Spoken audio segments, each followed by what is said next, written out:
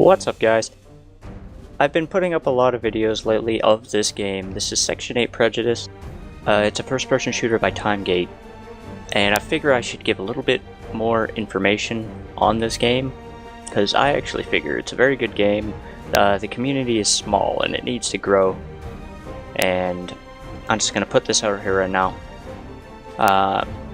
Like I said, it's by Timegate, it's on Steam, it's $15, regular price. There's like no sale, like 15, but just straight up. There is DLC content, they have some map packs, and I think a couple weapon unlocks you can get, but they're not weapon unlocks that you cannot get already in the game.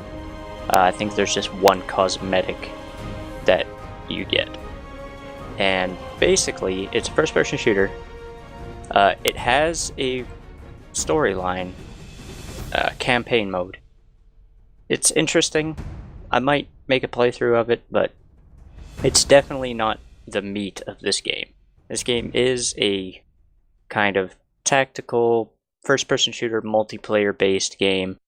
It feels kind of like, I guess you could say, Halo mixed with a little bit of Tribes, mixed with a little bit of Battlefield, with a bit of base building, so kind of, well, not CNC-ish, but you get to call down deployables and turrets and stuff like that, tanks and whatnot.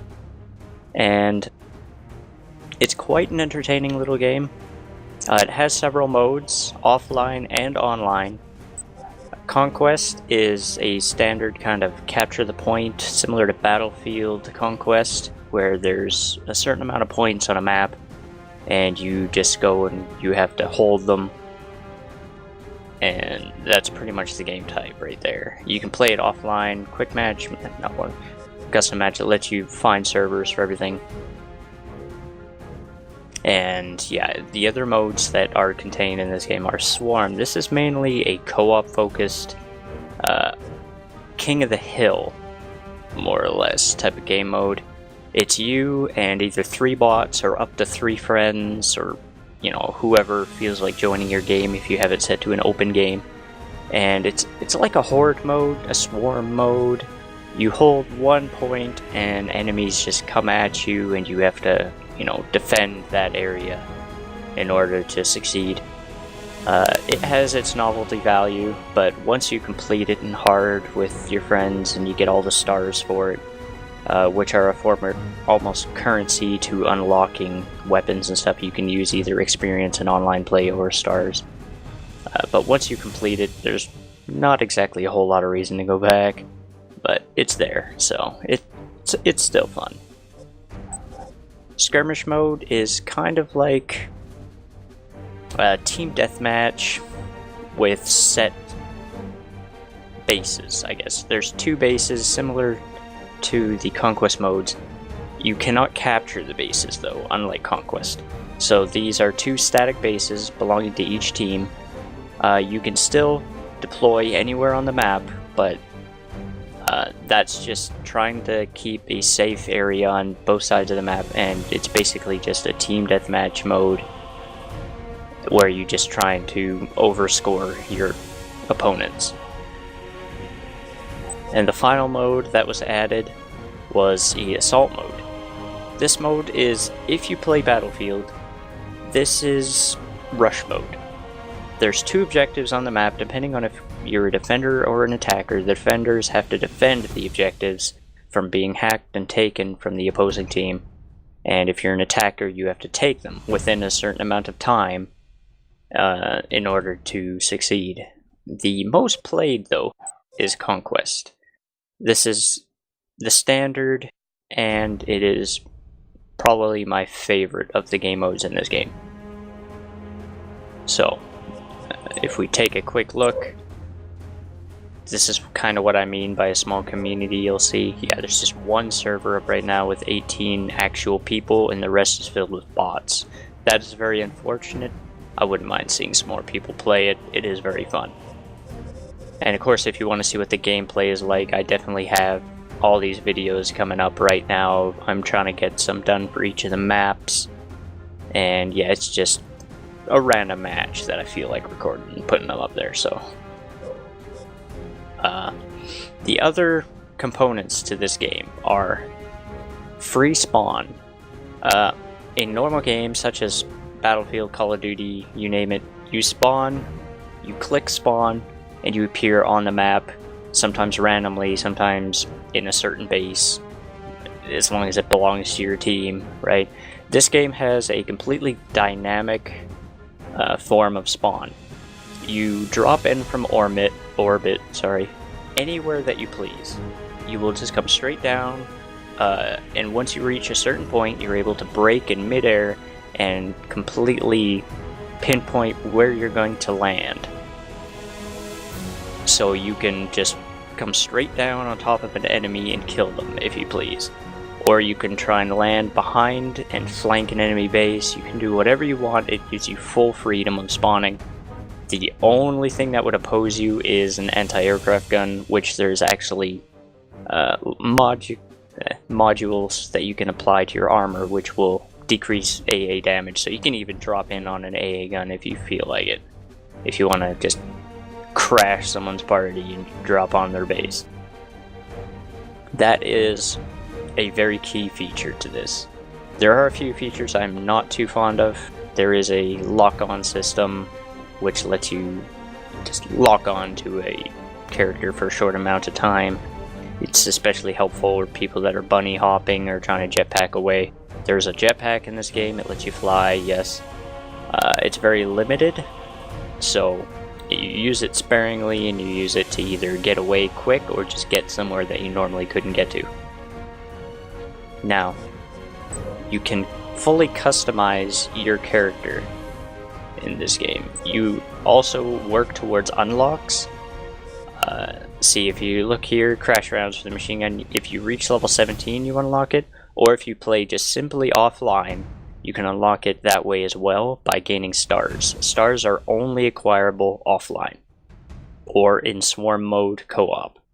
That is the only way to obtain stars, so it's also very, very easy to level up in this game.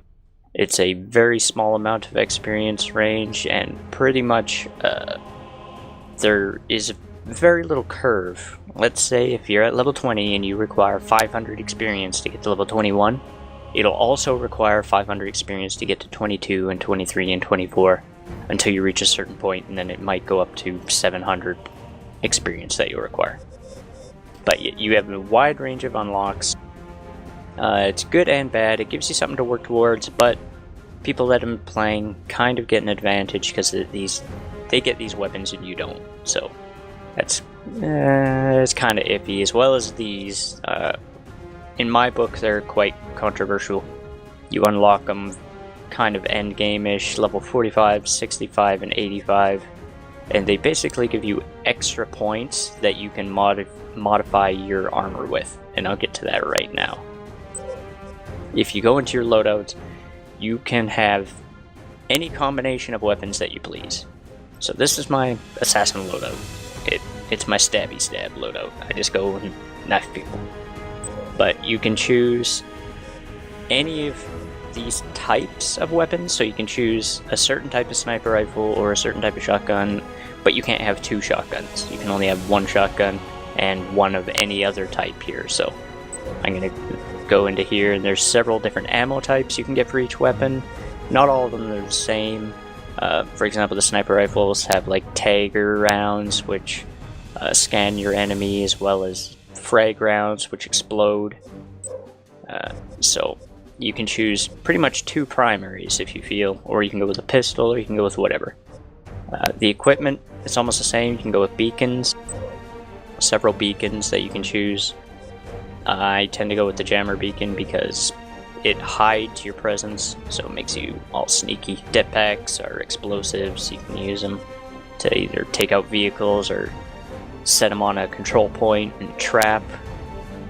Grenades are pretty obviously grenades. You throw them, they explode. Yeah, they hurt.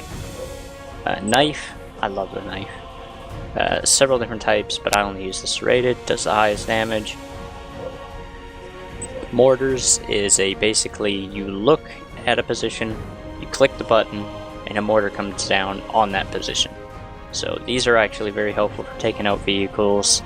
or putting down some real heavy suppression on anything that you're pretty much looking at.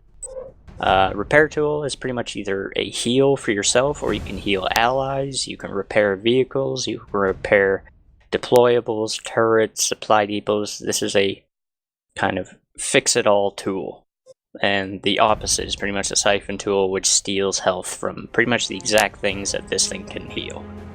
Except for yourself. I don't think you can kill yourself with it, but everything else.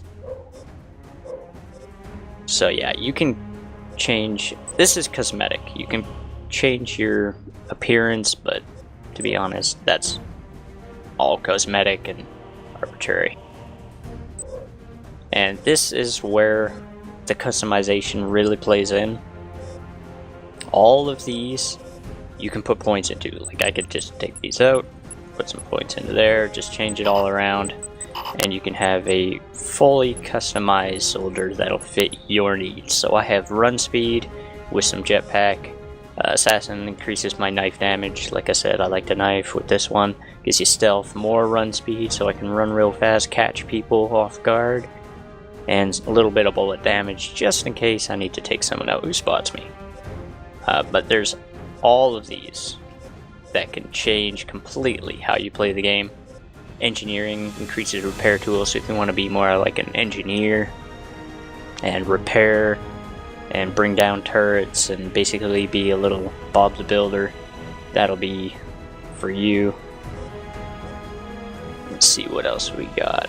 Armor increases armor but lowers run speed and jetpack, so it gives you a high amount of armor but lowers your run speed and jetpack, so you're basically going to be defending with this. You know, you stay in a very local area. Let's see.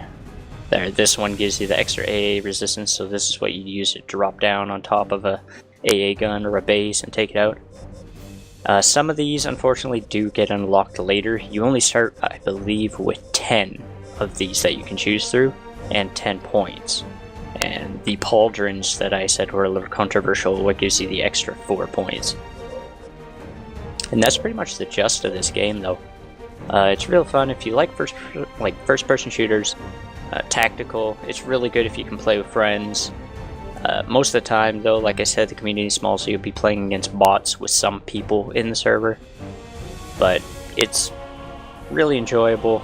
Just hopefully the novelty doesn't fall off too fast. So yeah, that's Section 8 Prejudice, giving me a little bit more info, because I'm still going to be putting up some more videos. And there we go.